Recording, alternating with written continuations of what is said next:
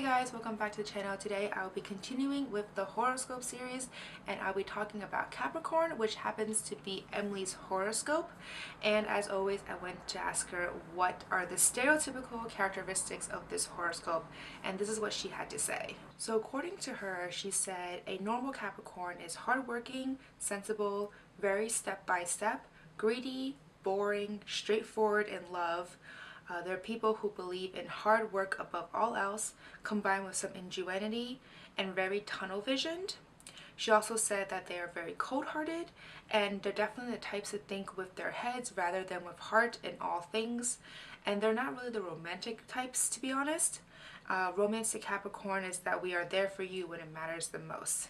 And apparently they don't do frills. So that's basically the gist of the stereotypical characteristics of Capricorn. Whether or not you agree with her or not, it's up to you. It's really all up for interpretation, I believe. So as always, because she's not here, I'll be picking two books that I believe are best suited for Capricorns. And yeah, let's get started.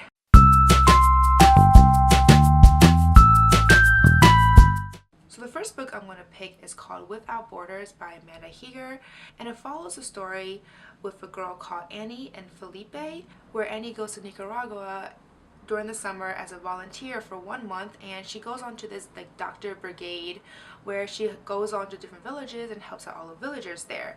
And the doctor who is in charge of this whole volunteer expedition is called Felipe. And Felipe and Annie actually knew each other back in high school, and they had not seen each other for a few years.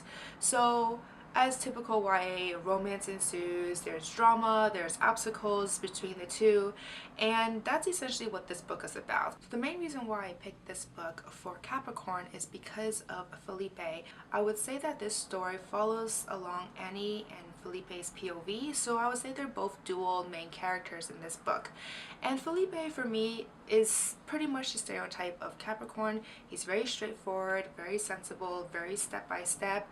He's a little bit tunnel visioned in his whole quest for this whole Doctor Brigade program. And he's also very straightforward in his romance. I mean, for example, he has known Annie since they were in high school, and pretty much from then to now, I think he's like mid-20s or so, he has held this torch for her. And even though he didn't realize that he did, he definitely did. So I feel like he is pretty much the epitome of Capricorn. So moving on to my second book, I decided to pick the Birthright series or trilogy by Gabrielle's ZEVIN, and this series was so good, by the way, just letting you guys know out there. Love this series, favorite trilogy, well, not favorite trilogy, but one of my top favorite trilogies of all time. So this story is set in the 2080s, and it follows along a story with a girl called Anya, whose family is pretty much in the chocolate business, and chocolate is illegal at this time. So she's basically the daughter of a crime boss living in New York City. And due to her family background, which is very complicated and criminal, she is basically the only one in charge of her older brother and her younger sister, as well as taking care of their ailing grandmother. And she would basically do anything she can to help them, and she would do it in a very methodical manner as opposed to doing anything rash. And due to certain incidences and circumstances, she's suddenly thrust into the spotlight, and her mafia family is starting to take notice of her. She also loves chocolate in general, and even though she doesn't really want to deal with the criminal aspects of this business, she still really wants to somehow make chocolate legal in the US, and she's working very hard to achieve this goal.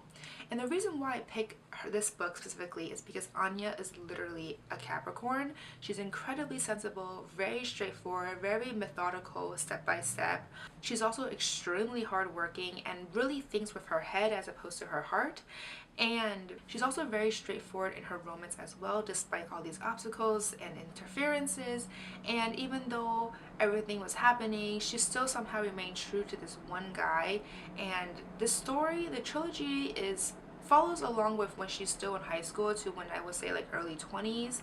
And you see how much she has changed and matured throughout the books, but somehow she still remains true to that one guy, even though she herself doesn't really want to believe it. But she's very straightforward in that regard. And these books were so good, so I definitely recommend this series, by the way, as well as the first one, Without Borders. That was also a really good book as well. But yeah, those are my two main picks for Capricorn, and let me know in the comments below if you agree with me or not. But yeah, that's it. Moving on to the more exciting part of this video, which is the main reason I'm sure for most of you guys as to why you guys clicked on this video in the first place.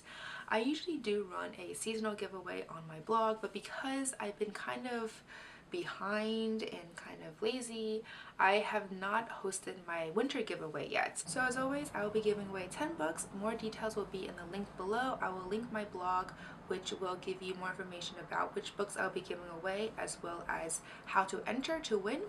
And the deadline will be end of February. I don't know if it's 28th or 29th, whichever the last date is. So it'll give you guys a little bit over a month to enter to win. And that's it for this video. As always, please thumbs up if you like this video and subscribe down below. Do follow me on Facebook, Twitter, and Instagram. But that's it for today, guys. Thank you. Bye.